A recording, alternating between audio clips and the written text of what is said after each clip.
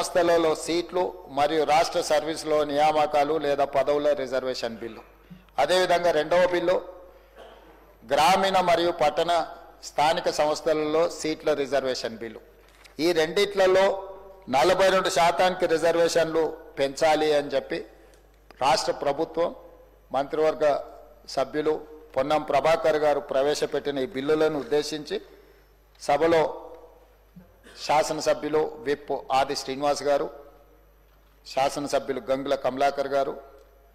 Bharatiya Janata party floor leader ఏ మహేశ్వర్ రెడ్డి గారు,